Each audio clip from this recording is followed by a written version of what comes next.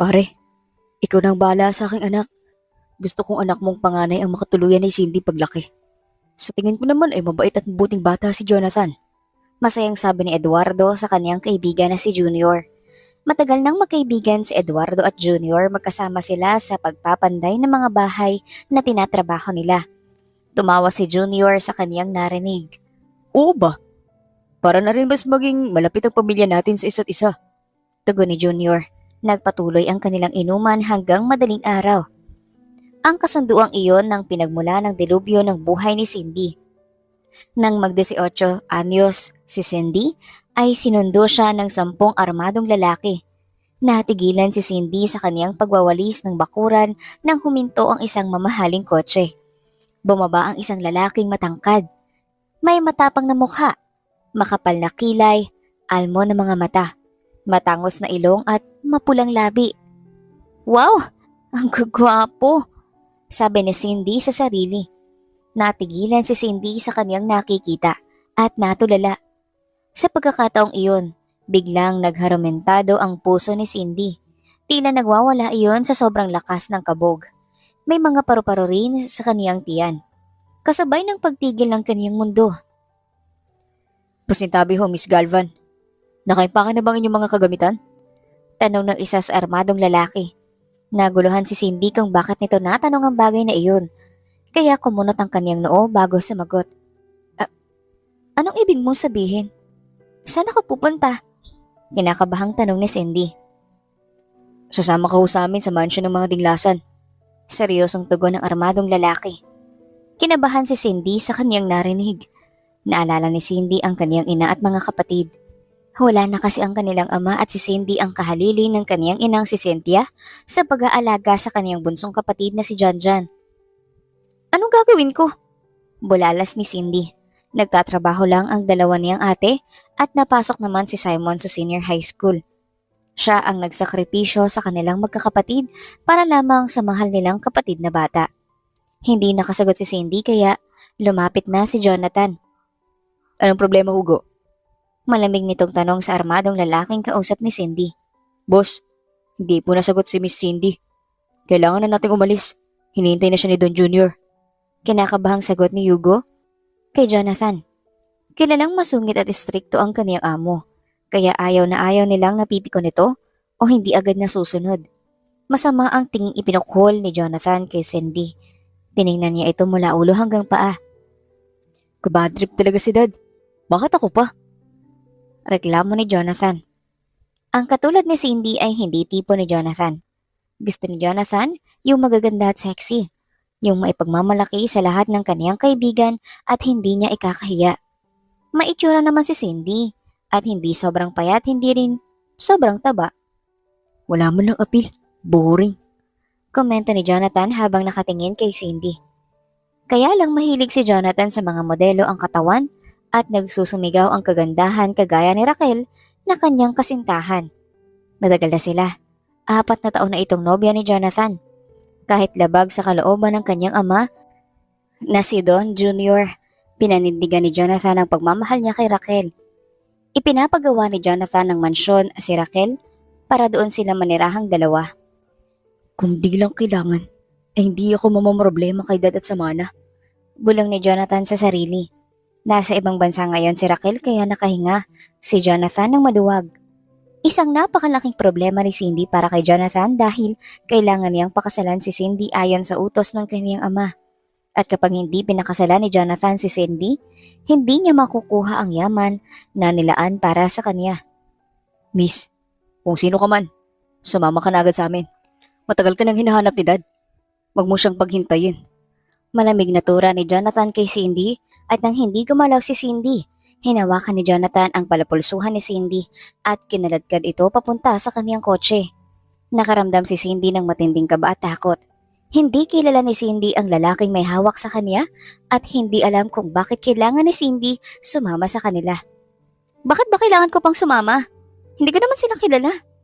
Komento ni Cindy. Nakaramdam si Cindy ng matinding pagkabahala at pag-aalala para sa kaniyang ina at mga kapatid. Namutla si Cindy at hindi na nakapagsalita. Nagpumigla si Cindy pero baliwala lamang iyon. Masyadong malakas ang lalaki at hindi magawa ni Cindy kumawala sa pagkakapit nito. Sa kabilang banda, nakarating sila Cindy at Jonathan sa Dinlansas Mansion at sinalubong sila ng 15 katulong. Iginaya sila ni Cindy at Jonathan ni Mang Jose sa butler ng pamilya ni Jonathan. Nagtungo sila Jonathan at Cindy sa dining area para kumain ng umagahan. Naabutan nilang dalawa ang Don na nagsisimula ng kumain. Pinaupo si Cindy ni Don Jr. at nakangiting binati ang dalaga. Magandang umaga, Iha. Kamusta ka na? Napakaganda mo na lalo ngayon. 8 taong gulang ka pa lamang nang umalis kami rito at ipagkasundo ka ng iyong ama sa aking anak na si Jonathan. Malumanay na sabi ni Don Jr. Talaga ho? Sagot ni Cindy. Nagulat si Cindy sa sinabi ng matanda. Napangiwi si Cindy at kinabahan. Hindi alam ni Cindy ang tungkol roon. Walang sinabi ang kanyang ina't ama tungkol sa kasunduan. Hindi makasagot si Cindy. Handa na ang lahat. Ngayong 18 anyos ka na? Maaari ka nang sumama kay Jonathan sa kanyang ipinapatayong mansyon sa Alfonso at susunod na araw na ang kasal ninyong dalawa. Matagal ko nang pinagandaan ang araw ng inyong kasal. Dugtong pa ni Don Jr. Natigalgal si Cindy sa kanyang narinig. Para siyang binuhusan ng malamig na tubig. Ganon rin ang pakaramdam ni Jonathan. Naikuyom ni Jonathan ang kanyang palad at siya'y nagsalita. Dad, ayoko magpakasal sa kanya. Alam niyo namang may mahal na akong iba. At ayokong palitan si Raquel sa puso ko. Wala lang ngayon si Raquel pero malapit na siyang umuwi ng Pinas. Reklamo ni Jonathan. Kung hindi lang si Raquel ang makakatuluyan ko, wag na lang. Handa ako tumandang binata mag-isa. Mataas ang boses na sigaw ni Jonathan. Galit na ibinagsak ni Don Jr. ang kaniyang kubyertos at nanlilisig ang matang tumingin kay Jonathan. Jonathan, wag mo kong pagtaasan ng boses. Sinabi ko na sa'yong ayoko sa Raquel na yan. Iwanan mo yan. Ngayon din. Mariing sabi ni Don Jr. sa anak. Hindi agad nakasagot si Jonathan. Noon ko pa sinasabi, Jonathan. Bakit ang tigas ng ulo mo? Hindi mo makukuha ang mana mo kapag hindi mo pinakasalan si Cindy. Dugtong na sabi ni John Jr. Nanatiling galit ang mukha ni Jonathan at hindi agad kumikibo. At ang Raquel na yon? Yaman lang ang habol nun sa'yo. Hindi mo pa rin pala hihinihiwalay ng babaeng yun? Galit na sigaw ni Don Jr. Igting ang panga nito at namumula ang mukha hanggang leeg. Pinagmumura ng matanda si Junior. Napupuyos ito sa galit. Mas lalong nanggigigil si Jonathan dahil nag-aaway sila ng kanyang ama dahil kay Cindy. Hindi lubos akalain ni Jonathan na aabot sa puntong magsisigawan sila dahil lang sa gusto ng Don na pakasalan si Jonathan ni Cindy. Ayaw na ni Jonathan lumala pa ang pagtatalo nilang mag-ama kaya mabilis tumalikod si Jonathan at naglakad palayo. Mas lalong nagalit si Don Jr. kaya binato nito si Jonathan ng tasa at tumama iyon sa likod ng binata. Mas lalo lang nabadtrip si Jonathan sa sakit na pagkakatama ng tasa sa kanyang likuran pero hindi na lang nagsalita o nagreklamo si Jonathan. Sino nagsabi sa'yong talikuran mo ko? Bastos ka talagang bata ka? Kinakausap pa kita! Pahabol na sigaw ni John Jr. Hindi na inintindi ni Jonathan si Don Jr. at umalis na roon. Nagtungo si Jonathan sa tambayan nilang magkakaibigan. Naiwan si Cindy kasama ang Don. Kinabahan si Cindy sa nasaksihan at nakaramdam ng takot dahil baka pati si Cindy ay madamay sa away ng mag-ama. Huminga ng malalim si Don Jr. at uminom ng tubig. Umiinit talaga ang ulo ni Don Jr. sa kaniyang panganay na anak simula kasi nang mapamahal ito doon kay Raquel ay nagbago ng ugali ni Jonathan. Naging suwail na ito at palasagot. Noon naman, lahat ng sabihin ng Don sa kaniyang anak ay sinusunod ni Jonathan. Hindi ito nalalaban o nagsasalita ng hindi maganda. Ngayon lamang ito na kontra ng ganun. Kaya mas lalo lang nagagalit si Don Jr. sa kasintahan ni Jonathan si Raquel. Lalo na at likas na may pagka-gold digger ang babae. Ang mga naging kasintahan ng babae ay mayayaman. Pagkatapos pakinabangan, iniiwan na lang bigla. At kahit si Raquel na at Jonathan, nakikipagkita pa rin si Raquel sa mga sikat na celebrity sa hotel. Hindi naman naniniwala si Jonathan na tuwing sasabihin iyon ni Don Jr. Kahit pa may mga pruweba na, sasabihin ni Jonathan na katrabaho lang ito ni Raquel at may meeting sila roon kaya magkasama ang dalawa. Nagbulag-bulagan ang kaniyang anak na si Jonathan dahil sa pagmamahal kay Raquel. Nilingon ng matandang Don si Cindy at humingi ng paumanhin. Pasensya ka na, iha. Sa iyong nakita at nasaksihan. Kalimutan mo na lang yon. Napakatanga kasi ng aking anak simula nang pumasok sa buhay ni Jonathan si Raquel. Sabi ni Don Jr. Tumango na lang si Cindy. Naging sweldo. Kaya ayaw ko rin sa babaeng yun. Ilang beses ko na itong pinapamanaan at palaging nakakasagap ang aking spy ng mga larawan at video na nakikipagkita si Raquel sa kung kani-kaninong lalaki. Mayayaman o di kaya'y kilala sa lipunan. Mahabang litanya ni Don Jr. Tumango na lang si Cindy dahil hindi alam ang isasagot sa matanda. Basta, tuloy ang inyong kasal sa sunod na araw. At ikaw, Cindy, ang magiging legal na asawa. Hindi ko hahayaang mapunta sa Raquel na babaeng iyon ang aking anak. Mapapariwara lamang ang buhay ni Jonathan roon. Lalapat mukhang pera ang babae. Mariing sambit ni Don Jr. Pero, hindi niyo ho ba muna ako tatanungin kung gusto kong pakasalan ng inyong anak? Sa wakas ay nakapagsalita rin si Cindy. Abot-tahip ang kaba ni Cindy sa dibdib bago masabi ang katagang iyon. Bakit, iha? Ayaw mo ba sa pamilya namin? Tila nalulungkot na tanong ni Don Jr. Hindi naman ho. Kaya lang, hindi ko ho kasi matandaan na kumpare kayo ni tatay. Tsaka hindi ho ba dapat naghahanap na kayo ng mas maayos na mamanugangin? Ngayong wala na si tatay, hindi hamak na mas mayaman kayo kaysa sa amin. Panimulang sagot ni Cindy. Napaisip si Don Jr. Sayang naman ho kung ako lang ang mapapang-asawa ng inyong anak at hindi yung ka-level ninyo. Yung makakatulong sa inyong mas mapalago ang inyong business kapag pinakasalan ni Jonathan. Seryosong sabi ni Cindy sa Don. Natahimik ang Don sa kaniyang narinig. Napangiti si Don Jr. Hindi nga siya nagkamaling si Cindy ang anak ni Eduardo ang ilaan para sa sotil niyang anak na si Jonathan. Sa pananalita pa lang ni Cindy ay alam na ng Don na hindi ito mahilig sa mayaman at mabuting bata. Huwag mong alalahanin yun. Hindi mahalaga sa akin kung mayaman o may kaya lamang. Ang sa akin lamang ayokong laman lang ang pamilyang habol. Siyempre mga anak ko sila Jonathan. Ayokong mabigo sila sa pag-ibig. Gusto ko kapag nagmahal sila yung tunay na mahal rin sila. At hindi yaman lang ang habol. Paliwanag ni Don Jr. Napaisip si Cindy. May point nga naman ang matanda. Ayoko silang nasasaktan at nahihirapan dahil mali sila ng taong minahal. Tungkol naman sa kasunduan, walang problema sa akin. Isa pa natupad ako.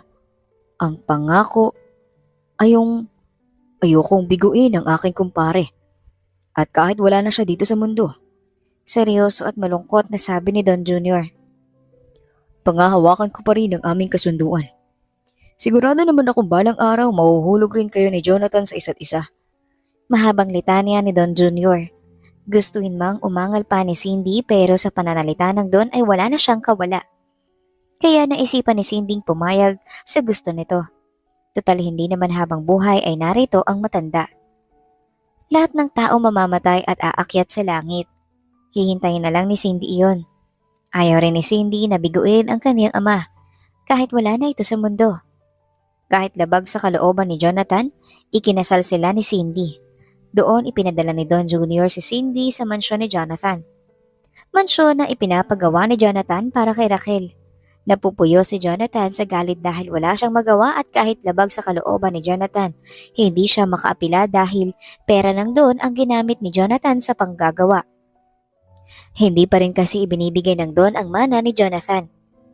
Sigurista ang Don at mahirap itong kalabanin. Kung tuso si Jonathan, mas tuso ang kaniyang ama. Gagawin ng Don lahat para lang pahirapan si Jonathan kapag nagmamatigas pa si Jonathan. Pagdating sa mansyon ay pinadiretso ni Jonathan ang gamit ni Cindy sa maid's quarter. Nagtingin na ng mayordoma at isang katulong na hinar ni Jonathan. Dahil ang alam ni Manang Lucy at Hannah, asawa ni Jonathan si Cindy at kababagong kasalamang ang dalawa. Nakaramdam sila ng awa at simpatsya kay Cindy. Nahihinuha na nilang matindi ang paghihirap na pagdaraanan nito sa kamay ng kanilang malupit na amo. Nagsimula na ang kalbaryo sa buhay ni Cindy. Ang inaakala ni Cindy na fairy tale ang naging isang bangungot. Inalila si Cindy ni Jonathan imbes na katabi sa kwarto.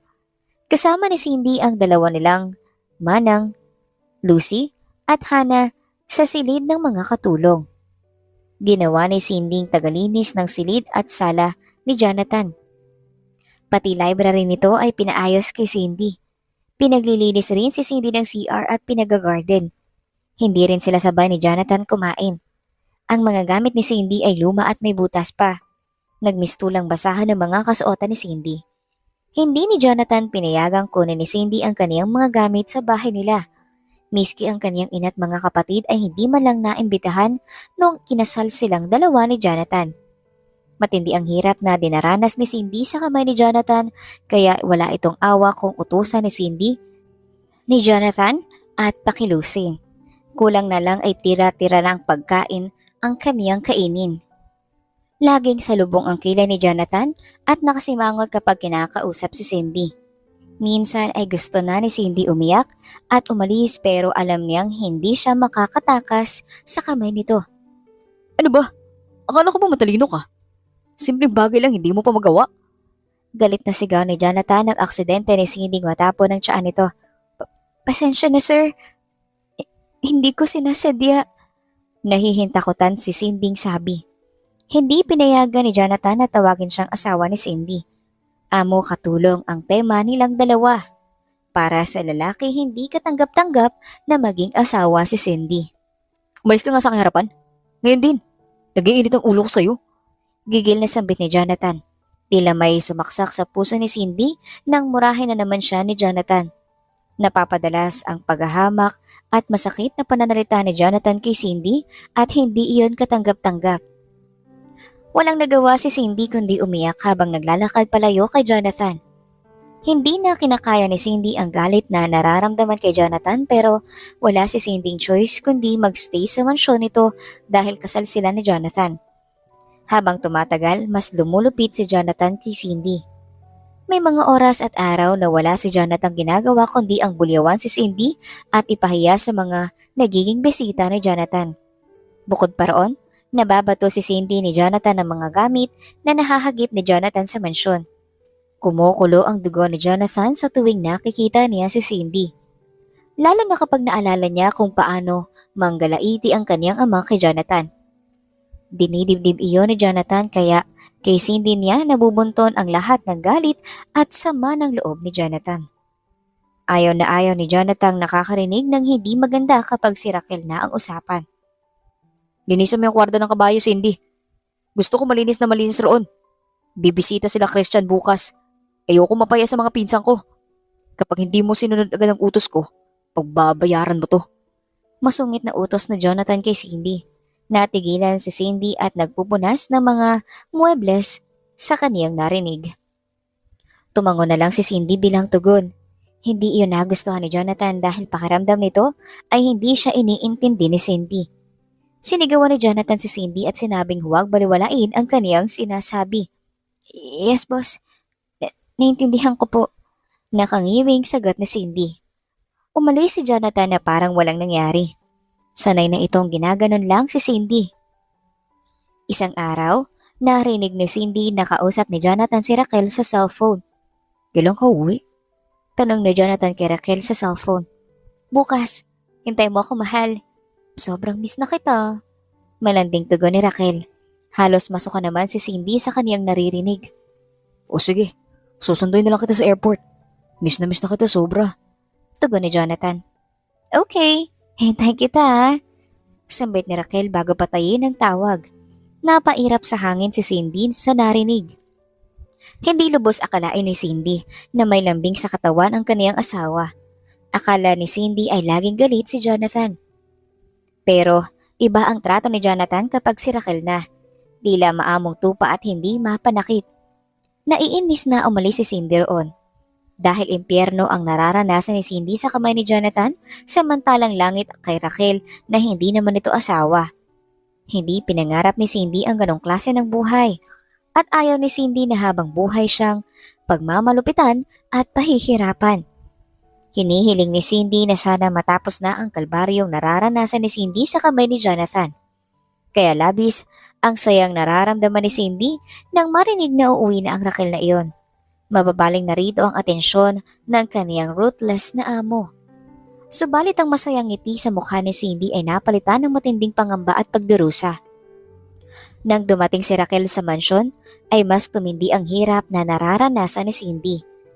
Halos mapanit ang kaniyang balat sa kamay sa paglilinis at paglalaba ng damit ni Raquel.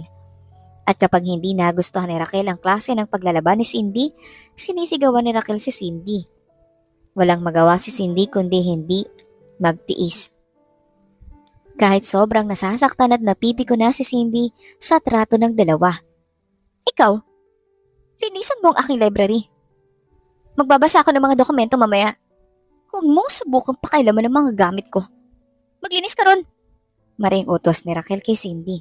Salubong ang magandang kilay ni Raquel at nakapamaywang pa habang nakamasid sa ginagawang pagdidilig ni Cindy. Sobrang init ng dugo ni Raquel kay Cindy. Lalo na at magandang babae si Cindy. Kahit hindi ito naglalagay ng palamuti. Litaw ang ganda ni Cindy sa pagiging simple at walang arte. Naintindihan ko, ma'am. Tipid na tugon ni Cindy. Nag-excuse si Cindy kay Raquel pero mabilis na nasabunutan ni Raquel si Cindy sa pagkulo ng dugo ni Raquel. Hindi pa ako tapos magsalita. Bakit tinatalikuran mo na ako? Wala kang modo? Galit na sikmat ni Raquel kay Cindy. Halos mapunit ang ulo ni Cindy sa lakas ng pagkakasabunot ni Raquel sa kanya. Walang awa nitong winasiwa si Cindy at ingod-ngod sa putig. Walang magawa si Cindy kundi umiyak. Halos makain na ni Cindy ang putik. Pilit pinipigilan ni Cindy ang kamay ni Raquel pero malakas ito. Sa ganoong paraan, naabutan ni Don Jr. ang dalawa. Nahampas ni Don Jr. ang dalawang beses si Raquel sa likuran at likod ng hita. Uminit ang ulo ni Don Jr. sa kalupitan ni Raquel. Ouch! Daing ni Raquel. Natigilan si Raquel sa ginagawang pagpapahirap kay Cindy. Sinasabi ko na nga ba? Masama talaga ang ugali ko mong babae ka. Ang kapal na mukha mo. Ayoko sa lahat ay sinasaktan si Cindy. Galit na sigaw ni Don Jr. Hindi agad nakasagot si Raquel. Hindi mo ba alam na ang babae sinasaktan mo ay ang legal na asawa ni Jonathan? Galit na bulyaw ng Don. Dumagundong ang baritonong boses ni Don Jr. roon. Namumula naman ito sa matinding galit at naglalabasan ng ugat. Natigilan si Raquel sa narinig. Legal na asawa? Hindi makapaniwalang tanong ni Raquel. Halos maluwa ito at panlamigan ng kaniyang marinig. Hindi alam ni Raquel ang tungkol roon. Ang alam lang ni Raquel ay katulong si Cindy sa mansyon na pinagawa ni Jonathan para sa kanilang dalawa. Nanggalaiti si Raquel lalo kay Cindy. Kaya pala mainit ang dugo ni Raquel dahil roon. Oo. Now, leave. Ayokong makikita ang pagmumukha mo sa mansyong to. Dakpin si Raquel at ilabas. Galit na sigaw ng Don. Sinunod naman na yon ang kaniyang mga tauhan. Nagpupumigla si Raquel sa pagkakahawak sa kaniya ng mga tauhan ni Don Jr. pero wala siyang magawa. Naabutan ni Jonathan ang ganong eksena. Hinablot ni Jonathan si Raquel at sinamaan ng tingin ang tatlong tauhan ng kaniyang ama. Anong karapatan ninyong hawakan ng nobya ko? Galit na sikmat ni Jonathan sa mga tauhan ni Don. Nakatanggap si Jonathan ng hampas ng baston ni John Jr. sa kanyang ulo. Lalong nagalit si Don Jr. sa inaasta ni Jonathan. Baliw ka ba? Pakawalan mo na siya. Mag-focus ka sa asawa mo at bumuo na kayo ng pamilya. Galit na sigaw ni Don Jr. Hindi. Mananatili si Raquel. Ang palayasin ninyo, si Cindy. Iyoko sa kanya. Galit na sigaw pabalik ni Jonathan. Binitawan ng Don ng kaniyang baston at mabilis na sinuntok sa mukha ang anak. Wala kang modo? Ako, uutusan mo? At si Cindy bang palalayasin mo? Sige, ikaw ang umalis. Wala kang mana. Galit na sambit ni Don Jr. Natigilan si Jonathan at Raquel. Dahil pera lang talaga ang habol ni Raquel kay Jonathan dahil kahit pagwapo ang binata. Inuto niya si Jonathan na huwag lumaban sa kaniyang ama. Love, huwag ka nang magalit at huwag ka nang sumagot sa daddy mo. Mariing sambit ni Raquel. Napupuyo sa galit ang Don dahil ang alam niyang inuuto na naman ni Raquel ang kaniyang anak. Hindi. Paalisin mo na niyan si Cindy. I hate her. Dahil sa kanya kaya ganito lang tayo. Salubong ang kilay na sabi ni Jonathan sa mga kaharap. Jonathan! Tila nababahalang sambit ni Raquel. Walang silbi si Jonathan kay Raquel kung mawawalan nito ng mana.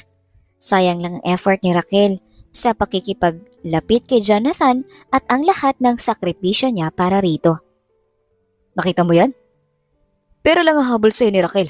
Jonathan, hindi mo ba nahahalata? Malamig na sabi ni Don Jr. Hinigit naman ni Jonathan si Raquel palayo sa daddy niya at kay Cindy. Nagsabi na si Cindy sa lahat ng naranasan niya sa kamay ng dalawa, ni Raquel at Jonathan.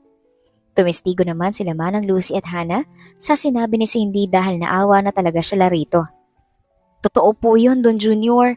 Kalupit talaga nila Raquel kay Cindy simula nang umuwi ito, sabi ni Manang Luis. Kahit si Senyorito Jonathan napakatindi. Kung batuhin si Cindy, akala mo nabato lang ng aso. Nakangusong sabi ni Hannah. Lalong nagalit si Don Jr. Subukan lang ni Jonathan manindigan sa Raquel na yon. Tingnan ko lang kung hindi siya iwan ng babae mukhang pera na yon. Galit na sigaw ni Don Jr. Tinawagan agad ng Don ang kaniyang sekretarya at sinabing kausapin ang financial department para i-close lahat ng credit cards at cards na meron si Jonathan. Sa kabilang banda, kumain sila Raquel at Jonathan sa mamahaling restaurant. Huwag mong intindihin si Dad, Raquel. Makinig ka sa akin. Ikaw na ang mahal ko, walang iba. Napasuko lang ako ni Dad sa pagpapakasal sa babaeng yun. Mariing paliwanag ni Jonathan. Tumango si Raquel. Hinihintay ko lang mapasakin ng mamanahin ko. Tsaka ako makikipagdiborsyo. Bahala siya sa buhay niya. I just want my wealth shares of wealth. Pagkatapos nun, magpapakasal na tayo. Seryosong sabi ni Jonathan kay Raquel na abala sa pagkain. Tumango ulit si Raquel. Mas mahalaga sa kanya ang pera kaya kahit gaano pa katagal as long as makikinabang siya, willing si Raquel maghintay. Ayos lang sa akin. Huwag ka mag-alala. Tandaan mo, susuportahan kita. Plastic na ngumiti si Raquel at hinawakan ang kamay ni Jonathan. Nagpauto na naman si Jonathan rito. Pagkatapos nilang kumain ay nagbayad na si Jonathan pero nag-e-error ang card. Halos maubos na ni Jonathan lahat ng credit card at ATM niya pero walang nagana sa mga iyon. Napamura si Jonathan sa inis. Agad naisip ni Jonathan ang kaniyang ama ang may gawa kung bakit nagkaganon. Closed lahat ng cards ni Jonathan kaya na-stress bigla si Raquel dahil sobrang dami niyang in-order at pinili niya pa talaga yung sobrang mahal ng presyo. Sir, hindi po talaga gumagana yung card niyo. Baka may cash po kayo. Cash basis na lang po. Magalang na sabi ng cashier. Naglabasan ng ugat sa sentido ng leeg ni Jonathan sa sobrang inis at pagkapahiya. Tinawagan ni Jonathan si Julius, ang kaniyang personal na sekretarya. Ano nangyari? Bakit nag-error lahat ng card ko? Kahit may ATM card? Malamig na tanong ni Jonathan sa kaniyang sekretarya. Pasensya na sir. Pero inutos ng inyong ama na i-close lahat ng card ninyo. Kinakabahang tugon ni Julius. Nag-igting ang panga ni Jonathan sa kaniyang narinig. Napamura si Jonathan sa galit. Kinalma naman si Jonathan ni Raquel. Pinataya ni Jonathan ng tawag si Julius at kinausap si Raquel. Patay ako nito. Lahat ng card ko dinisable ni Dad. Walang emosyong sabi ni Jonathan kay Raquel. Humarap si Jonathan sa cashier at tinanong kung pwedeng yung relo niya na lang na nagkakahalaga ng kalahating milyon ang magiging kabayaran. Tumango ang cashier at itinawag sa manager ng restaurant. Pumayag ang manager. Sinuklian pa si Jonathan ng 100,000. Napupuyos naman sa galit si Raquel. Tuluyan ang nasira ang plano niyang huthutan si Jonathan. Dahil wala na itong pera ngayon, hindi na magagawang makipag-socialize ni Raquel at ipagmayabang na sobrang yaman ng kanyang nobyo. At balak pa nilang magpakasal. Pihadong mapapahiya lamang si Raquel sa mga kaibigan niyang may mga asawa at nobyong ubod ng yaman. Mainit ang ulo ni Raquel nang umuwi sila sa condo unit niya sa Makati. Lumapit si Jonathan kay Raquel at sinimulang halik-halikan ng nobya, subalit tinutulak lamang ni Raquel si Jonathan palayo. Kunot ang noon ni Jonathan kung bakit ganoon ang trato ni Raquel sa kanya. Anong problema? Takang tanong ni Jonathan. Hindi mo na ba magagawang makipag-ayos sa iyong ama? Paano kung pumayag na lang tayong maging mag-asawa mo yung babaeng yun? Pansamantala lang naman, hanggat hindi mo nakukuha yung yaman mo. Para hindi ka maghirap ng ganyan, Jonathan. Desperadang suwestyon ni Raquel. Tila binuhusan ng malamig na tubig si Jonathan sa kanyang narinig. Matalino si Jonathan kaya alam niya ang ibig ipahiwatig ni Raquel. Biglang umakyat ang dugo ni Jonathan sa ulo at nasampal si Raquel. Ouch! Para saan yun? Galit na sigaw ni Raquel kay Jonathan habang hawak nito ang pisnging nasampal ni Jonathan. Napupuyo sa galit si Jonathan sa nobya. Tama nga si Dad. Yaman ko lang habol mo. Minahal mo lang ako dahil sa pangangailangan mo. Hindi ko alam kung paano nagawa kong mahalin ka ng totoo at ibigay ang lahat sa'yo. Bakit nagpakatanga ako sa'yo? Puno ng pagsisising sambit ni Jonathan. Alam mo, nangarap ako para sa ating dalawa. Napakarami kong plano at nagsisikap ako para lang magawa natin yun. At kahit labag sa loob kong pakasalan si Cindy, ginawa ko. Dahil ginusto kong makuha ko ang mana na dapat ay para sa akin. Sabi ni Jonathan. Mag-isa lang ako nun. Napakasaya kong nakilala kita, Raquel. Kung alam mo lang, kung paano bigyan ng kulay ang black and white kong mundo. Kung paano mo ko baliwin at mapasaya sa lahat ng oras. Hindi ko lubos akalain na habang minamahal kita. Yaman lang pala ang habol mo at hindi ang tunay kong pag-ibig. Malungkot na dugtong ni Jonathan. Tulala lang si Raquel. Minahal kita ng sobra.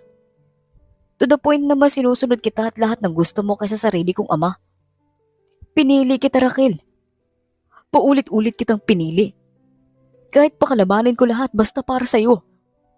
Ngayon, pinagsisisihan ko na. Masyado ako nagpauto at nalaso ng pagmamahal ko sa'yo. Malamig na sambit ni Jonathan. Para siyang binuhusan ng malamig na tubig at halos manikip ang dibdib ni Jonathan sa sakit. Minahal ni Jonathan si Raquel, higit kanino man. Pinaglaban ni Jonathan sa lahat kahit pa masama ang kalabasan at tingin ng ibang tao sa kanya. Basta si Raquel na ang usapan, walang sinasanto si Jonathan. Naging obsession ni Jonathan si Raquel. Na guilty na tawag ni Raquel kay Jonathan. Natulala si Raquel sa kanyang narinig mula kay Jonathan, mabilis na tumalikod si Jonathan. Wag na wag mo akong tatawagin sa pangalan ko. Maghiwalay na tayo. Tama ng pagiging tanga ko sa loob ng 2 taon. Ayoko na rin araw-arawin pa. Tugon ni Jonathan at naglakad na palayo. Kumapit sa braso ni Jonathan si Raquel at nagmakaawa. Pakiusap. Ayusin natin to. Hindi naman lang pera ang habol ko sa'yo. Mahal talaga kita, Jonathan. Pangako. Mali ang pagkakaintindi mo. Mahal lang talaga kita kaya concern ako sa kinabukasan mo. Umiiyak na sabi ni Raquel. Drinamahan na talaga ni Raquel si Jonathan. Pero namanhid na si Jonathan. Ngumiisi ito sa kakinalas ang kamay ni Raquel. No. Kilala kita. At ngayon lumabas na ang totoo. Saya't gusto mo, itigil na natin ang kalokohang ito. Nagsisisi akong ikaw pa ang minahal ko. Maraing sabi ni Jonathan. Malakas niyang ibinagsak ang kamay ni Raquel at mabilis na umalis sa condo unit ni Raquel. Umuwi si Jonathan sa mansyon ng kaniyang ama at humingi ng tawad rito. Sinabi ni Jonathan na nakipaghiwalay na siya kay Raquel at masaya namang tinanggap ng kaniyang ama si Don Junior ang balita. Dad, nakipaghiwalay na ako kay Raquel. Tama ka. Yaman ang habol nito. Dahil ng oras na wala akong magamit na card, napansin kong parang wala sa mood si Raquel. Hanggang sa makarating kami sa kondo niya. At hindi niya na nakatiis si Raquel. Nagsalita siya about sa pakikipag-ayos ko sa inyo at pagpayag niya sa kasal namin ni Cindy. Hanggang sa nasampal ko si Raquel. Sa sobrang sama ng loob ko. Paliwanag ni Jonathan. Mabuti naman. Noon ko pa sinasabi sa iyo, Jonathan. Hindi ka lang maniwala sa akin agad. Iba't ibang lalaki ang nakakasama ni Raquel. Mabuti naman at natauhan ka na. Your choice is Cindy. Higit na may delikadesa at walang bad image. Natutuwang sabi ni Don Junior. Natigilan si Jonathan. Susubukan ko din. Magmo-move on na muna ako kay Raquel. Ayokong gawing panakip buta si Cindy. Gusto ko handa na ako once na mahalin ko siya. Gusto ko ipanatag ang kalooban ko. Abroad. Pwede ba ako magpahinga? Sambit ni Jonathan. Tumaas ang kilay ng Don bago tumango. Oo. Siguraduhin mo lang, Jonathan, na makaka-move on ka. Dahil maikli lang ang buhay. Baka kung kailan handa ka na, si Cindy naman ang sumuko na. Seryosong payo ni Don Jr. kay Jonathan. Tumango si Jonathan at nagpaimpake ng gamit kina Hana papunta sa Jonathan sa Hawaii. Gusto talagang makawala sa alaala nila ni Raquel na magkasama. Hindi na muna nakipag-usap si Jonathan kay Cindy para magpaalam. Ngayon lang nakaramdam ng guilty si Jonathan sa lahat ng pasakit na ginawa niya kay Cindy. Ngayon lang nakaramdam si Jonathan na sobrang sama niyang asawa rito. Pinagsisihan na ni Jonathan, pinagmalupitan niya ng sobra si Cindy at minahal ang maling babae. Sana lang hindi pa huli ang lahat. Samantala, sa pag-alis ni Jonathan, mas nakahinga ng maluwag si Cindy. Naging normal ang buhay ni Cindy at hindi na niya ginawa ang mga trabahong pangkatulong utos ng Don. Tinuring siyang amo nila Manang Lucy at Hana. Mas nakakausap ni Cindy ng ayos ang dalawa at komportable siyang kasama ang mga ito. Pinamanage ni Don Jr. kay Cindy ang ilan sa mga businesses nila, gaya ng salon, cafe, mall at resorts. Nagawa namang palaguin at talagaan ni Cindy ang mga iyon. Mas naging kilala pa ang lahat ng businesses ng mga dinlasan dahil sa talino at talentong ipinamalas ni Cindy. Sa sobrang tuwa ng Don ay binigyan si Cindy nito ng 2 malaking kumpanya at hinayaang i-manage iyon ni Cindy. Nakapangalan na kay Cindy ang Sis Jewelry and Clothing Lines gaya ng mga naunang businesses na palago iyon ni Cindy at kinilala sa buong mundo. Lumipas ang 1 taon na wala si Jonathan. Dumating ang kapatid ni Jonathan si John Paul at mabilis iyong nakasundo ni Cindy. Para silang mag-best friend na mag-boyfriend dahil napakabait at napakaklingi ni Paul kay Cindy. Nire-respeto ni Cindy si Paul at iniingatan. Kahit pa may kakaibang nararamdaman si Paul sa kaniyang puso para kay Cindy, isinantabi niya iyon alang-alang sa samahan nilang magkapatid. Close sila Jonathan at ayaw niyang magalit ito sa kaniya. Laging binibisita at iginagala ni Paul si Cindy after work at kapag wala itong pasok. Kumakain rin sila sa iba't ibang sikat na restaurant at sabay na nagta-travel. Masaya si Cindy kapag si Paul ang kasama niya. At kahit pa na kay Paul na lahat, mas nangingibabaw pa rin ang respeto sa pagiging mag-asawa nila ni Jonathan kahit wala ito sa tabi ni Cindy at sobrang lupit nito sa kanya noon. Simula ngayon, hindi naman na si Cindy magpapaapi. Magiging casual ang pagsasama nila at walang pagmamahal na mai-involve kahit pa wala na sa buhay ni Jonathan si Raquel. Magkasama sila Cindy at Paul sa gymnasium sa Dasmariñas. Hindi nila lubos akalain ngayong araw uuwi si Jonathan. Close si Cindy at Paul kaya aakalain ng iba na magkasintahan ito. Naabutan ni Jonathan si Paul at Cindy na nagsisit up. Nakaramdam si Jonathan ng pagsiselos. Hindi maintindihan ni Jonathan ang kaniyang sarili. Hindi naman gusto ni Jonathan si Cindy pero mas nagsiselos siya ngayon kumpara noon kapag may ibang kasama si Raquel. Naka-move on na rin si Jonathan kay Raquel at nang umalis si Jonathan ng Pinas, napagtanto niyang namimiss ni Jonathan si Cindy. Doon lang rin napagtanto ni Jonathan na napakaganda ng napangasawa niya. Lalo na ngayon sobrang sexy nito sa suot na outfit. Nag-igting ang panga ni Jonathan nang makitang sobrang close ng kapatid niyang si Paul at Cindy. Mabilis ang naging hakbang ni Jonathan papunta sa kinaroroonan ng dalawa. Hinawakan ni Jonathan sa palapulsuhan si Cindy at hinigit paalis roon. Bro, kunin ko ng asawa ko. Uwi na kami.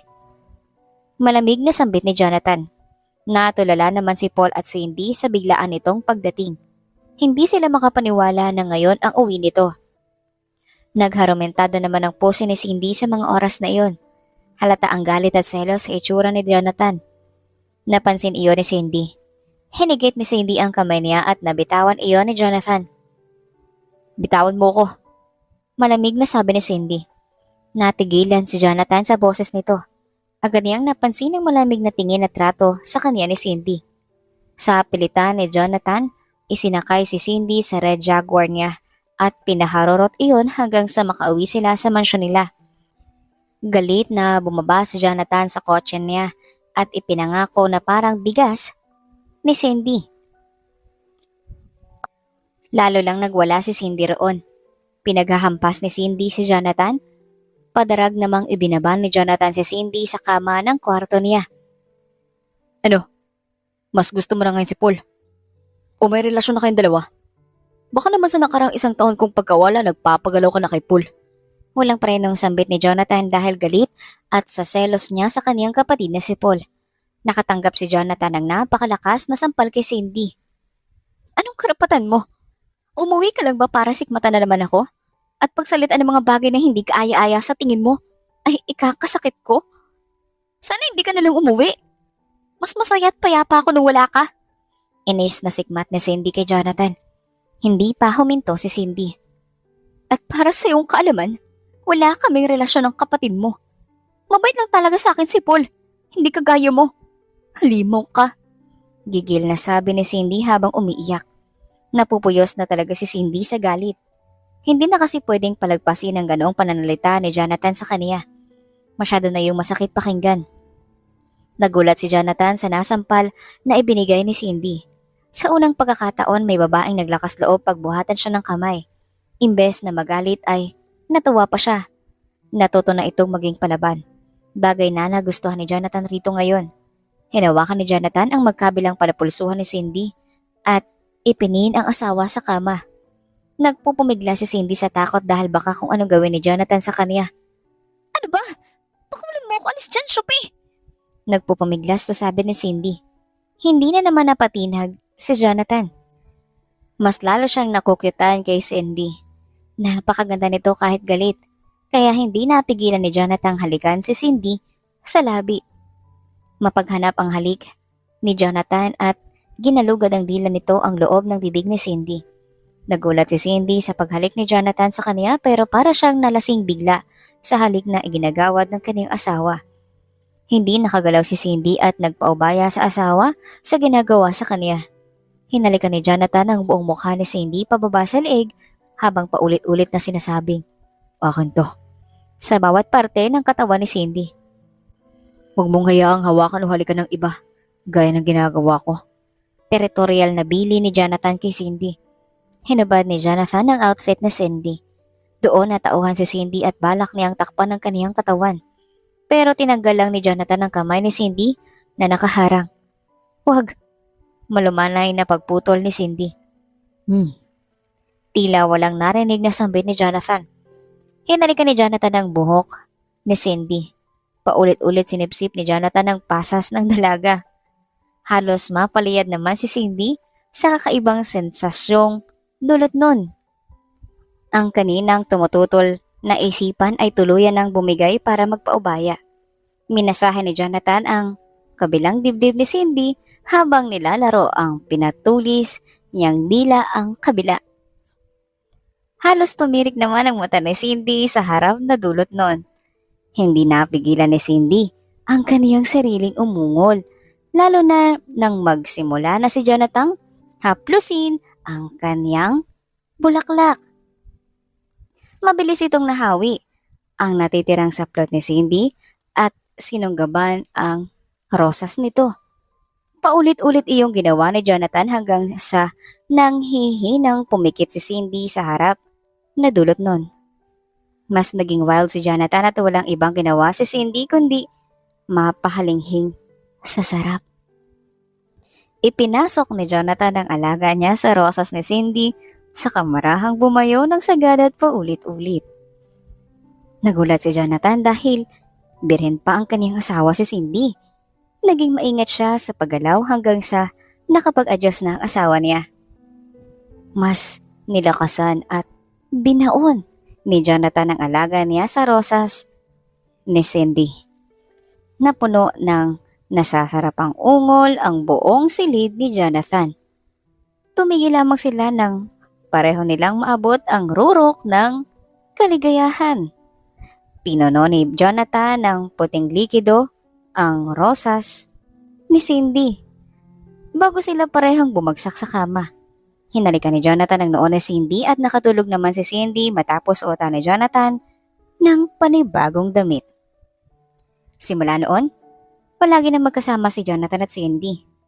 Unti-unti na nilang naaayos ang kanilang pagsasama at nagkakagusto na sila sa isa't isa.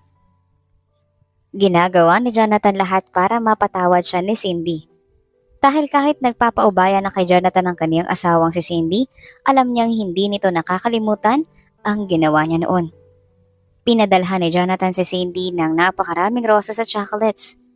Pinuno ni Jonathan ang SUV van noon at ng mga mamahaling alahas, gamit, sapatos at stuffed toys. Sinorpresa ni Jonathan si Cindy sa mismong araw ng wedding anniversary nila. Nagharumentado naman ang puso ni Cindy sa saya at kilig, lalo na nang kantahan si Cindy ni Jonathan. Lalong nai-inlove si Cindy kay Jonathan dahil nakikitaan na ni Cindy ng effort at pagsisisi si Jonathan. Happy second wedding anniversary. Sorry sa lahat ng nagawa ko sa'yo noon. Hayaan mong habang buhay akong bumawi, Cindy ko. Malamig na sabi ni Jonathan. Natigilan naman si Cindy at namula sa sobrang kilig. Tumango si Cindy at yumuko.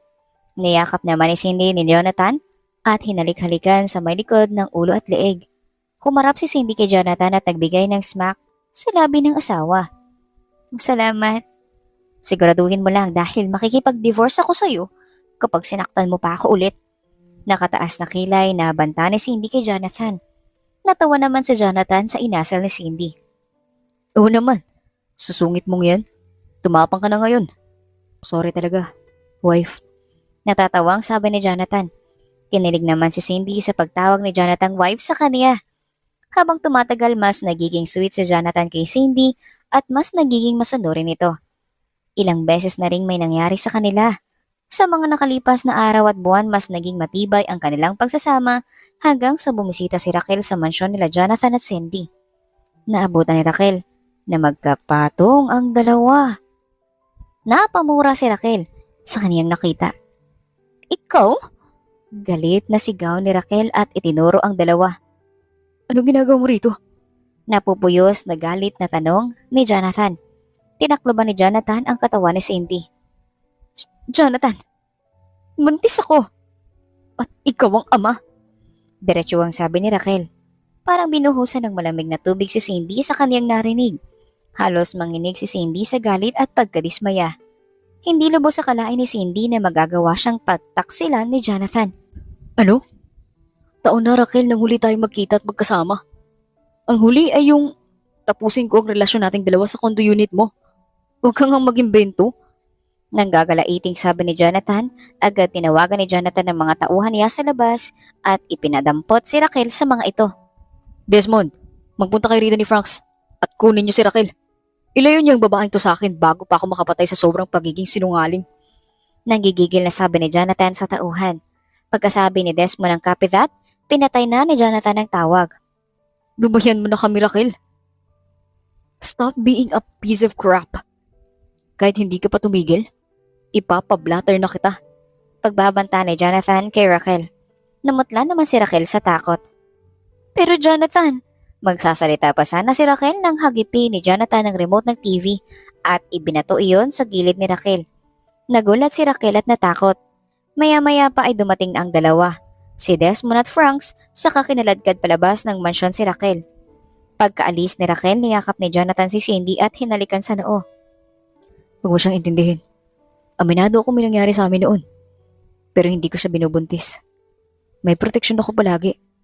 Tsaka bago pa ako makipaghiwalay, wala na nangyari sa amin. Paliwanag ni Jonathan. Tahimik lang si Cindy. Eh di sana noon pa lang nabuntis na siya at nakapanganak na. Pero hindi. Kaya huwag ka maniwala sa kanya. Dugtong ni Jonathan kay Cindy. Napagtanto naman ni Cindy na tama ang sinabi ni Jonathan kaya hindi na nagalit si Cindy. Yumakap si Cindy kay Jonathan nang mahigpit. Siguraduhin mo lang, ayoko magkaanak ka sa iba. Gusto ko sa akin lang. Ayokong may ibang kaagawang magiging anak natin sa'yo. Paniguradong hindi rin papayag si Daddy Junior kapag nalaman if meron. Mabuti na lang rin wala. Malumanay na sabi ni Cindy. Masayang tumango si Jonathan dahil understanding ang asawa niya Akala ni Jonathan tuluyan na itong magagalit nang mapansin niyang parang na-offend ito sa narinig.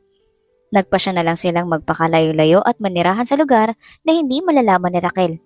Masyado na itong obsessed at praning kay Jonathan kaya kailangan nilang mag-ingat. Nanirahan sila sa isla sa Batangas na pag-aari ni Jonathan. Sariling sikap na ni Jonathan ang perang ginamit niya para mabili iyon. Ang mansyon na nakatayo roon ay pinarenovate nila at mas naging maganda. Masaya silang namuhay ng magkasama. Halos, gabi-gabing may nangyayari sa kanila ni Cindy. Hindi naman makatanggi si Cindy kay Jonathan. Hanggang sa isang araw nagsuka si Cindy at nakaramdam ng matinding pagkahilo. Madalas rin siyang antukin at sa tanghali at nagkikrave sa mga matatamis gaya ng cake at ice cream. Nagtaka si Jonathan sa pagbabagong iyon kay Cindy. Pero nagkakalaman rin ng asawa niya. Kaya pina-check up na ni Jonathan si Cindy sa kaibigan niyang Obigaini. Doon nalaman nilang nagdadalang tao na si Cindy. Magtatatlong buwan na itong buntis. Masayang napamura si Jonathan sa kanyang sayang nararamdaman. Halos maluha naman si Cindy dahil sa wakas magkakaanak na sila ni Jonathan. Yes, magiging tatay na ako. Salamat asawa ko. Paulit-ulit na sigaw ni Jonathan, hindi pa ito nakontento at pinugpog pa ang ng halik sa buong mukha si Cindy. Habang sinasabi ang katagang, I love you. I love you. I love you so much. nakangiting sigaw ni Jonathan. Nagulat si Cindy roon. Parang may humaplo sa kanyang puso sa mga oras na yon. Nagharumentado ang puso ni Cindy at halos magwala ang kaniyang mga paru-paro sa kaniyang tiyan. Walang pagkalagyan ang sayang nararamdaman nilang mag-asawa. I love you too. Masayang tugon ni Cindy. Hinalikan ni Jonathan si Cindy sa labi ng torrid. Natatawang nag-iwas ng tingin si Patricia, ang Obigaini na kaibigan ni Jonathan. Naging mas maingat at mas maalaga si Jonathan kay Cindy. Hindi hinayaan ni Jonathan mapagod si Cindy o magtungo sa trabaho. Tinulungan ni Jonathan si Cindy na i-handle ang mga iyon. Nag-hire si Jonathan ng pansamantalang magtatrabaho ng takdang gawain ni Cindy. Nag-focus na lang si Cindy sa kanyang maternity. Laging na-attend ng check-up si Cindy at talagang nasama pa sa kanya si Jonathan dahil sinisigurado ni Jonathan safe ang kaniyang mahal na asawa. Ibinalita naman nila Cindy at Jonathan kay Don Jr. ang tungkol sa pagbubuntis ni Cindy. Masayang-masayang matanda dahil sa wakas, magkakaapo na siya. Buntis na po si Cindy, Dad. 3 buwan na ngayon. Lolo ko na. Masayang sabi ni Jonathan nang bumisita sila sa mansyon. Nagulat ang matanda at sumilay ang malapad ng ngiti sa labi. Talaga? Congrats sa inyong dalawa. Mabuti naman at binigyan niyo na ako ng apo. Masayang tugon ni Don Jr. Nakangiting tumango si Cindy. Siyempre, thank you Dad. Dahil sa pagsuporte sa amin. Sabi ni Cindy. Natigilan sila sa kasiyahan dahil roon. Naging madrama kasi ang atmosphere sa biglaang pagsasalita ni Cindy. Wala iyon, anak. Basta pagbutihan ninyong mabigyan ng magandang kinabukasan ng inyong anak. Masaya na ako doon bilang ama at lolo ng anak ninyo. Huwag lang kayong mag-aaway. Nakangiting sabi ni Don Jr. Tumango si Cindy at niyakap ang matanda. Napangiti na lang si Jonathan sa kaniyang nakita.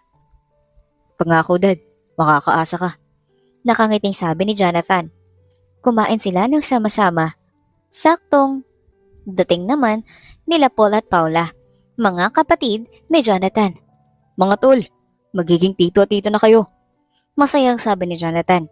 Ngumiti ang dalawa, ni Paul at Paula. Pero ang ngiti ni Paul ay may kaakibat na sakit.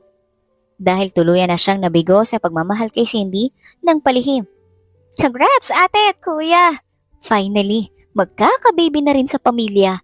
Nasayang komento ni Paula. Oo nga, congrats sa inyo. Sabi ni Paul. Sumabay sila sa pagkain ng tatlo.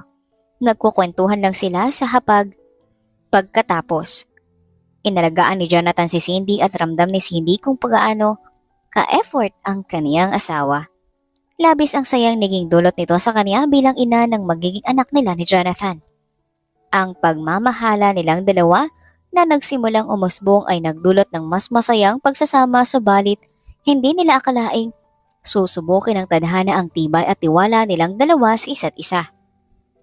Sa mismong araw ng kapanganakan ni Cindy, nakita ni Cindy sa Jonathan na may katabing babae. Walang iba kundi ang kaniyang pinsan na si Nicole. Para siyang binuhusan ng malamig na tubig. Nakayakap kasi si Nicole kay Jonathan habang mahimbing na natutulog. Pareho silang walang saplot. Nagkalat ang mga alak at damit ng dalawa sa mismong kwarto nila Cindy at Jonathan. Nanginginig si Cindy sa galit nang batuhin niya si Jonathan ng hawak niyang cellphone. Pinagmumura ni Cindy ang dalawa. Kasabay ng pananakit ng kaniyang tiyan, naninigas iyon na tila pinipilipit ang loob. Hindi malaman ni Cindy kung anong klaseng pagbaluktot ang kaniyang gagawin dahil naninigas talaga ang tiyan niya. Masakit rin ang pruweba niya dahil kanina pa siya nilalabasan ng patak ng dugo. Nakaramdam si Cindy ng takot at pangamba na baka kung anong mangyari sa anak nila. Ilang beses rin nanakit ang likod niya na halos 10 to 20 minutes ang interval ng pananakit. Napakapit si Cindy sa upuan at namilipit sa sakit. Panay ang tawag ni Cindy sa kaniyang ina at mga kapatid. Pati ang Panginoon ay napatanong si Cindy kung bakit ganoon kasakit ang kaniyang nararamdaman. Nataranta naman si Jonathan sa nakikita. Mabilis siyang kumilos. Nakasuot si Jonathan ng boxer at base sa kaniyang alaala, wala siyang kasama sa silid nila si Cindy. Kaya nagulat si Jonathan na naroon si Nicole. Pinalayas ni Jonathan si Nicole na ayaw pang umalis. Umalis ka rito. Huwag mo ko set up. Wala kang mapapala sa akin. Galit na sigaw ni Jonathan kay Nicole. Nangilid ang luha sa mata ni Nicole. Pero kasi, may nangyari sa atin, Kuya Jonathan. Pagpupumilit ni Nicole kay Jonathan. Tuwawa ng pagak si Jonathan. Huwag ka sinungaling. Hindi ako papatol sa'yo. Loyal ako kay Cindy. At kahit nakainom ako kagabi, I know what I did. Wala ka rito. I have a CCTV to check. Kaya wag ako. Mariing sabi ni Jonathan na mutla si Nicole sa narinig. Hindi niya lubos sa kalain na ganoon katalino si Jonathan. Nag-install pala ito ng CCTV. Sinuot ni Nicole ang mga damit niya at nahihiyang umalis doon. Agad na lumapit si Jonathan kay Cindy at nilalayan ito. Itinaboy naman si Jonathan ni Cindy. Huwag mo akong hawakan. Kakadiri ka. Iyan mo kami. Galit na sigaw ni Cindy. Nasaktan si Jonathan sa sinabi ni Cindy pero kahit ganoon, hindi siya tumigil. Sinuot niya agad ang pantalon niya at nagdamit. Tsaka tinawagan si Patricia. Sinabi niya ang nangyari. Sinabi naman ni Patricia na agad dalhin sa kaniya si Cindy dahil sign na iyon ng labor. Nagpunta sila sa Batangas Hospital para roon manganak si Cindy. Pagdating nila sa hospital ay agad na inasikaso ng nurse si Cindy. Nagtungo sila sa labor room kung saan naroon si Patricia para maghanda. Makalipas ang ilang oras na paghihintay lumabas ang anak ni Cindy at Jonathan. Lalaki iyon at pinangalanan nilang Gideon. Ayaw ipahawak ni Cindy si Gideon kay Jonathan dahil nagagalit pa rin siya rito. Sa pag-aakalang pinagtaksilan si Cindy ni Jonathan.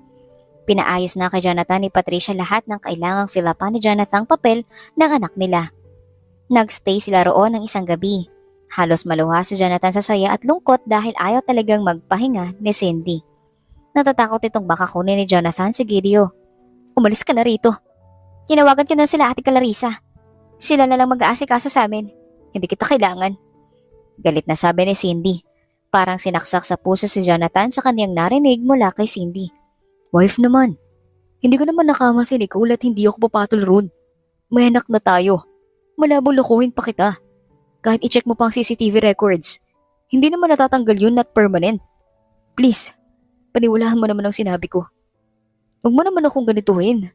Tila naiiyak na makaawa ni Jonathan. Nanatiling stoic at matigas ang ekspresyon ni Cindy. Naging manhid si Cindy at sinabing buo na ang desisyon. Maghiwalay na tayo. Ayoko na sa'yo. Ayoko sa lalaking hindi marunong tumapad ng pangako. Ayoko sa lahat yung sinungaling at babaero. Malumanay pero malamig na sabi ni Cindy kay Jonathan. Nanlalamig si Cindy at tila mabigat ang kaniyang napakiramdam. Hindi niya lubos sa kalaing magagawa ni Jonathan mambabae gayong buntis siya. Napakasakit para sa isang babae ang pagtaksila ng asawa gayong wala naman si Cindy naaalala ang ginagawa niya para gawin iyon ni Jonathan sa kaniya. Nanatili siyang tapat at kontento kay Jonathan kahit pa umamin sa kaniya si John Paul, ang nakababatang kapatid ni Jonathan. Hindi matanggap ni Cindy na sa mismong araw ng panganganak ni Cindy pa nagawang magloko ni Jonathan. Akala pa naman ni Cindy ay hindi na ito babalik sa pagiging babaero at last na itong gagalawin si Raquel pero nabigo siya. Niloko lang siya ni Jonathan. Kahit anong paliwanag ni Jonathan kay Cindy ay hindi na naniniwala si Cindy kay Jonathan. Para sa kanya, paiikutin lang siya ni Jonathan at sasaktan ulit. Dahil kapag nagawa ng isang taong magloko, hindi posibleng gawin ulit iyon. Hindi na nirespeto ni Jonathan si Cindy, iyon lamang ang nasa isipan ni Cindy. Huwag naman ganito. Maniwala ka sa akin, sobrang mahal na mahal kita. Kaya ni Gideon. Kaya huwag mo kong husgahan agad. Ginawa ko naman lahat para sa inyo. Para sa'yo. Hindi pa ba sapat yun para maniwala ka sa akin? Nalulungkot na sabi ni Jonathan. Nanatiling matigas ang ekspresyon ni Cindy. Hindi mo ba alam na halos mabaliw na ako kakaisip sa tuwing itataboy mo ko? Huwag mo naman tapusin ang basta-basta yung nasimulan natin. Hayaan mong mapatunayan ko sa'yo mahal talaga kita at hindi kita magagawang lukuhin. Please! Naluha si Jonathan sa sobrang habag. Hindi talaga kaya ni Jonathan kapag nilayuan siya ni Cindy. Mahal na mahal ni Jonathan ang mag-ina niya. Sobrang galit na nararamdaman ni Jonathan kay Nicole. Ipapakulong niya ito sa pagiging mapanira sa pamilya nila ni Cindy. Umiyak si Cindy sa kaniyang narinig. Hindi pa rin magawa ni Cindy paniwalaan ang sinasabi ni Jonathan. Para sa kaniya nagpapaawa lang ito. At kung talagang mahal silang dalawa ni Gideon ay hindi ito mag-iimbita ng babae sa kwarto nila. Ang masaklap, pinsan niya pa. Yun naman pala eh.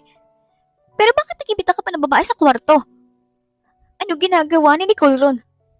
Kung talaga. Jonathan naman. Huwag mo naman akong saktan lalo. Please. Pakiusap. Pakawalan mo na lang ako. Umiiyak na sabi ni Cindy. Naawa si Jonathan sa itsura ni Cindy. Ayoko na. Ayoko nang masaktan pa. Lagi na lang. Sawa na ako sa sakit na dulot mo mula una hanggang ngayon. Akala ko pa naman nagbago ka na. Akala ko ako na talaga yung gusto mo makasama habang buhay. Dugtong pa ni Cindy. Hindi makasagot si Jonathan roon. Kung talagang mahal mo kami, makikinig ka sa akin. Hindi ka mag-iinom. Hindi yung ganito. Kakainom mo, napapahama ka eh. Paano pa kita paniniwalaan ngayon? Paano? Sabihin mo nga sa akin. Bakit ang tigas-tigas ng ulo mo? Akala mo ba ina-under kita? Humihikbing sikman ni Cindy. Akala mo sinasakal kita sa pagkukontrol ko at paglilimita sa'yo sa mga pag-inom? Buntis ako nun eh. Buntis ako, Jonathan. Tapos iniiwan-iwan mo lang ako para sumama sa mga barkada mo? Paano kung bigla na lang ako manganak? Galit na sinamaan ng tingin ni Cindy si Jonathan habang nagsasalita. Paano ko? Wala akong ibang aasahan kundi sarili ko? Akala ko ba mahal mo kami? Bakit iniiwan-iwan mo na lang ako kahit alam mong buntis ako at malapit na akong manganak? Hindi mapigilang umiyak at sumbatan ni Cindy si Jonathan sa sobrang sama ng loob niya. Ilang gabi na rin kasing naalis si Jonathan para uminom. Lagi itong niyayakag ng mga kaibigan niya. Sila kasi, magtatampo kapag hindi ako pumunta. Tsaka sabi ko saglit lang naman ako eh. Nandyan naman sila Manang Lucy at Hana. Malungkot na katwirang sabi ni Jonathan kay Cindy. Sila? Lagi na lang ba sila ang pakikisamahan mo? Jonathan? Paano naman ako? Lagi mo na lang bang isisang tabi ang nararamdaman ko para sa mga kaibigan mo? Paano kung bigla akong mamatay at sa panganganak? Inis na sabi ni Cindy.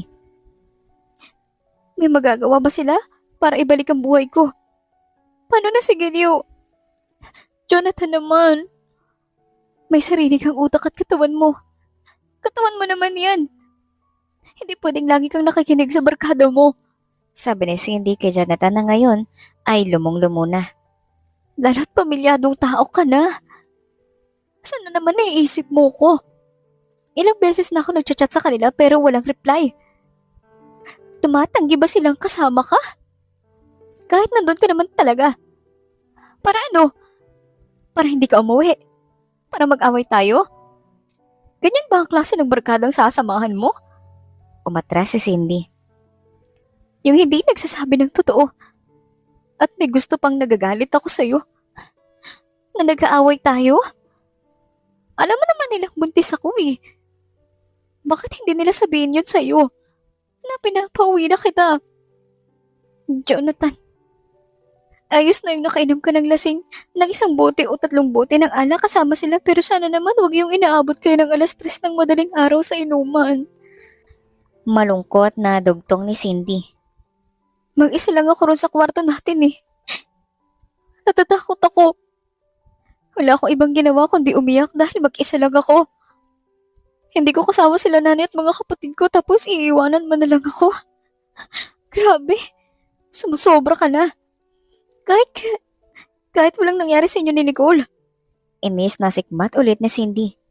hindi mawawala ang galit ko. Napaka-responsable mong ama at asawa. Nakakagalit ka sobra. Ayoko na. Please lang pakawalan mo na ako. Kung hindi mo na rin ako hahayaang alagaan ng tama. Gigil na sabi ni Cindy habang umiiyak. Nagsalita si Cindy ulit. Bitawan mo na ako, Jonathan. Kasi ang hirap eh. Ang sakit-sakit na. Ayoko maramdaman ulit yung natitiis mo ko pero hindi mo sila natitiis. Malungkot na sagot ni Cindy. Sobrang nahahabag talaga si Cindy sa sarili niya sa tuwing maiiwanan siya ni Jonathan. May mga asawa talagang mas inuuna pa ang pakikisama sa tropa nila kaysa pakisamahan ng asawa nila. Kaya nga ba daming mag-aasawang naghihiwalay at madalas nag-aaway dahil mas inuuna ng ibang mister ang pag-iinom kaysa ang pamilya. Sa pagkakataong iyon, na-realize ni Jonathan ang pagkakamali niya bilang asawa at ama ni Gideon. Tama naman si Cindy sa mga sinabi nito. Mukhang sobrang nasaktan na talaga ni Jonathan si Cindy. Masyado siyang nagpakasaya kasama ang barkada to the point na naiiwanan na niya ang asawa niya sa mansyon. Naging makasarili si Jonathan. Puro saya lang ang inuuna niya kaysa sa kanilang pagsasama. Kaya hindi magawang sisihin ni Jonathan si Cindy dahil hindi nga naman ito nagkulang sa kanya. Lahat ginawa na pinatunayan ni Cindy. Kaya hindi makapagsalita si Jonathan. Kung hindi mo kayang iwan ang pagiging manginginom, palabarkada at pagiging babaero mo, kami na lang ang layuan at iwan mo. Hindi ko ito tolerate ang ganyang gawain, Jonathan. Yung mas pinahalagan mo ang tropa mo kaysa sa akin. Sa amin ni Gideon. Hindi naman masamang makitropa eh. Seryosong sabi ni Cindy. Pero sana naman matuto kang magkontrol at limitahan mo dahil pamilyado kang tao. Hindi porket hindi pa nalabas si Gideon, ay gagawin mo na lahat ng gusto mo. Paano na lang kung napaanak ako roon sa mansyon at hindi ko kinaya? May magagawa ka pa ba? Wala, hindi ba? Galit na sikmat ni Cindy. Naluha si Jonathan. Punong-puno ng pagsisisi ang kaniyang sarili. Patawad. Patawarin mo sana ako kung naging makasarili ko. Kung puro saya at barkada lang ang inatupag ko. Aminado ako ron. Pero dun sa pagiging babaero hindi. Wala akong ibang babae kundi ikaw. Wala akong ibang ginalaw kundi ikaw. Paliwanag ni Jonathan. Natahimik si Cindy. Bakit ba ako maghahanap ng iba? Nandiyan ka na. Kontento na ako sa'yo, Cindy. Ayokong dumating yung araw na mawala ka sa akin. Pasensya ka na kung naging pabaya at manhid ako this past few days. Gusto ko lang naman maging masaya dahil stress ako sa trabaho. Paghingi ng paumanhin ni Jonathan. Gusto mong maging masaya? Bakit? Hindi ka ba masaya sa akin? Hindi ka ba masayang kasama ako? Kung ganun, mabuti pa nga maghiwalay na lang tayo. Hindi ka na pala masaya sa akin eh. Bakit nag-stay ka pa? Gigil na tugon ni Cindy. Nasapo ni Jonathan ng noo niya, tsaka yumakap kay Cindy. Please, kumalma ka. Hindi mo ako maiintindihan kapag galit ka eh. Kaya sana naman ikalma mo muna yung sarili mo. Masaya ako sa'yo. Masayang masaya. Simula nung umuwi ako at nagkaayos tayo, naramdaman ko yung tunay na saya at pagiging kontento. Wala akong ibang mahihiling kundi ang makasama ka habang buhay. Ikaw at ang anak natin. Kaya pakiusap. Makaawang sabi ni Jonathan. Umiling si Cindy. Patawarin mo ko. Pangako ikaw na uunahin ko. Kayo na ni Gideon. Pinagsisisihan ko nang naparamdam ko sa iyo hindi ka ganun kalaga at hindi kita ganun kamahal. Pero sana maniwala ka. Mahal na mahal kita. Mahal na mahal kita, Cindy. Malumanay na sabi ni Jonathan na tigilan si Cindy. At ang galit niyang puso ay unti-unti nang nagiging kalmado. Hinalikan si Cindy ni Jonathan sa noo at niyakap ng mas mahigpit. Patawarin mo sana ako, asawa ko. Pangako ko, lahat ng ayaw mo at makakasama sa pagsasama natin. Huwag ka nang mawala. Huwag mo lang akong iwanan. Handa ako magbago alang-alang sa pamilya natin. Kasi mahal na mahal kita, Cindy. Seryosong sabi ni Jonathan. Kinilig naman si Cindy sa kaniyang narinig. Masaya si Cindy marinig ang mga salitang iyon mula kay Jonathan. Assurance lang naman talaga ang gusto ni Cindy. Kaya nang magsalita si Jonathan at bigyan ni Cindy ng assurance na magbabago na ito. Tuluyan na siyang kumalma at sinabing, dapat lang. Ganyan dapat. Kung talagang seryoso ka at ayaw mo kaming mawala sa'yo, magpakaayos ka. Kasi hindi na ako babalik sa once na sinayaan mo kong lumayo. Nakataas kilay na sabi ni Cindy. Hindi na mangyayari yun. Ayusin ko na. Para hindi kayo mawala. Kayo na lang ang meron ako. Ayokong parati kayong mawala sa akin. Seryosong tugon ni Jonathan. Good. Sige. Pagbibigyan kita. Pero last mo na yan. Desididong sabi ni Cindy kay Jonathan. Tumango si Jonathan at hinalikan sa labi si Cindy. Pinakuha ni Jonathan ang record ng CCTV sa kwarto nila. Nakita ni Cindy ang ginawa ni Nicole at pagsiset up kay Jonathan. Kilala ni Cindy ang inggitera si Nicole sa lahat ng meron si Cindy at gustong makuha ni Nicole. Isa na roon ang bilyonaryong si Jonathan. Gustong maagaw ni Nicole si Jonathan kay Cindy pero nabigo ito dahil tunay ang pagmamahal ni Jonathan kay Cindy. Desperada. Komento ni Cindy matapos makita ang video kung saan kusang pumasok ng kwarto nila ni Jonathan si Nicole at naghubad. Pati si Jonathan na natutulog ng nakaboxer ay nilagyan ng kiss mark para magmukhang may nangyari nga sa kanilang dalawa. Nanggagalaiti si Cindy sa kaniyang nakita. Labis ang galit at inis ni Cindy sa ginawang iyon ni Nicole. Hayaan mo na si Nicole. Nakablatter na ang pinsan mo. Sa oras na sirahin pa ulit ni Nicole ang pagsasama natin. Hindi ako magdadalawang isip na ipakulong siya. Huwag niya na akong subukan. Galit na sabi ni Jonathan. Tumango si Cindy bilang pagsang-ayon. Kapag ginawa ni Nicole yun, kakalimutan kong pinsan mo siya. Mataray na sabi ni Cindy. Nasa may garden sila ng maggabi. Isinurprise ni Jonathan si Cindy. Naghanda si Jonathan ng magarang dekorasyon, punong-puno ng red roses at kandila na nagsilbing lighting. Kasabay ng sunod-sunod na fireworks sa kalangitan, pagkatapos noon sinabi ni Jonathan ang magic words kay Cindy. I love you, my beautiful wife. Sabi ni Jonathan. I love you more, my handsome husband. Sagot naman ni Cindy. Inalok ulit ni Jonathan si Cindy ng kasal. Let's get married. This time, kung sang loob at walang pilitang mangyari. Sabi ni Jonathan nang nakangiti. Napangiti si Cindy sa sobrang kilig. Sure, this time, mahal na natin ang isa't isa. Tugon ni Cindy. Simula noon, nag-focus silang dalawa ni Jonathan sa pag-aalaga kay Gideon nang magkasama hanggang sa mapalaki nila ito. Masaya silang namuhay ng payapa. Ang pagmamahala na tiwala nila sa isa't isa ay mas pinagtibay ang kanilang pagsasama. Sa simbahan, napakaraming dumalo at napakaganda ng dekorasyon ng simbahan. Tumugtog ang kanta na I Do ng 98 Degrees habang naglalakad si Cindy suot ang kaniyang napakagandang wedding gown. Naroon lahat ng kaibigan, kapamilya at kamag-anak nila Cindy at Jonathan.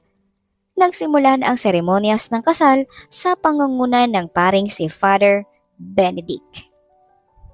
Ikaw lalaki, tinatanggap mo ba si Cindy May Galvan bilang asawa mo? Tanong ng pari kay Jonathan. Yes, Father. Handa akong pakasalan si Cindy at maging kabiyak ng aking buhay. Nangangakong hindi ko na siya sasaktan at mamahalin ko ng buo. Walang iba. Magiging kasangga ni Cindy sa lahat na't katuwang sa problema at saya. Nakangiting sambit ni Jonathan. Ikaw babae, tinatanggap mo ba si Jonathan Paul Dinlasan bilang iyong asawa? Tanong ulit ng pari. Opo, Father. Habang buhay kong iintindihin at pagkakatiwalaan si Jonathan, hindi ko siya iiwanan at sasamahan ko na sa hirap at ginhawa. Nangako akong magiging katuwang ni Jonathan sa lahat ng bagay at palaging susuporta sa kaniyang mga desisyon sa buhay. Masayang tugon ni Cindy. Nagpalitan sila ng singsing na hawak ni Gideon at inannounce ng pari ang kanilang pagiging mag-asawa. Binati naman sila ng mga tao. Nag-honeymoon sila Cindy at Jonathan sa Madrid kasama si Gideon. Mama, Papa, tara dun sa park. Gusto ko po maglaro. Nakangiting yakag ni Gideon at Cindy at Jonathan. Ngumiti lang ang kaniyang magulang sa kasinamahan ng kanilang anak. Sumakay si Gideon sa Ferris wheel at inalalayan siya ni Cindy. Nagpaalam muna si Jonathan na magsi-CR lang. Nagdiwaliw ang mag-ina roon kung saan sila sumasakay na rides. Hanggang sa marinig ni Cindy ang napakagandang boses ni Jonathan. Kumanta ito ng This I Promise You ng NSYNC, nagpalakpakan lahat ng taong naroon. Kilig na kilig naman si Cindy. Nagulat si Cindy nang abutan siya ni Gideon ng isang bungkos ng rosas. Mama, galing po kay Papa. Nakangiting sabi ni Gideon. Tumango si Cindy at nagpasalamat sa anak. Masayang masaya si Cindy sa mga oras na iyon. Maraming tawang lumapit kay Cindy, isa-isa at binigyan si Cindy ng 3 pirasong bulaklak. Para sa'yo, mula sa iyong asawa, napakaswerte mo, sabi ng mga tao. Napangiti si Cindy lalo. Tumigil si Jonathan sa pagkanta at lumapit kay Cindy. Naroon ang isa pang wedding ring. Mahal, hindi ito bago. Pero gusto kong ipakita sa buong mundo na handa akong pakasalan ka ng paulit-ulit. Nakangiting sabi ni Jonathan. Naluha naman si Cindy sa sobrang saya. Salamat, tugon ni Cindy. Araw-araw kong manliligaw sa'yo at mamahalin kita na walang kapantay. Dahil mahal na mahal kita aking asawa. Malambing na sabi ni Jonathan. Napangiti lalo si Cindy at naiyak ng sobra. Kainis naman. Big pag ganito ka pa. Pero still, maraming salamat sa effort mo. Mahal na mahal rin kita asawa ko. Masayang tugon ni Cindy. Hinakap siya ni Jonathan at hinalikan sa labi. Nagpalakpakan lahat ng tao at lumapit si Gideon para yumakap sa magulang niya. Simula nang mag-ibang bansa sila, araw-araw pinararamdam ni Jonathan ang wagas niyang pag-ibig kay Cindy. Nangako sila na ikakasal ulit sa susunod na magkaanak silang dalawa ng kapatid ni Gideon.